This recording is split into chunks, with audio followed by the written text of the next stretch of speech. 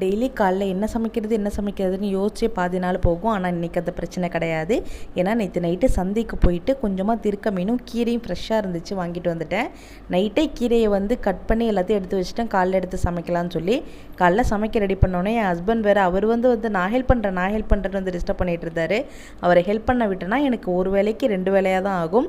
சரின்னு சொல்லி அவரை விரட்டி விட்டுட்டு நான் சமைக்க ஆரம்பிச்சிட்டேன். கொஞ்சமாக நல்லெண்ணெயில் தக்காளி, தாளிப்பு வடகம், பச்சை மிளகாய், கருவேப்பிலை, அதுக்கப்புறமா பூண்டு, ஜீரகம், மிளகு இது 3த்தையும் நல்லா இடித்து சேர்த்து வதக்குனிங்கன்னா இன்னும் டேஸ்ட்டு சூப்பராக இருக்கும். அது கூடயே கரைச்சி வச்சுருக்க குழம்பு சேர்த்து நல்லா கொதி வந்ததும் மீனை போட்டு இறக்குனா குழம்பு ரெடி. இது நல்லா திக்காக வச்சு எடுத்திங்கன்னா டேஸ்ட்டு செம்மையாக இருக்கும். ட்ரஸ்ட் மீ, கண்டிப்பாக ட்ரை பண்ணி பாருங்கள். சைட்லேயே கீரை பொரியல் மாதிரி பண்ண ஆரம்பிச்சிட்டேன்.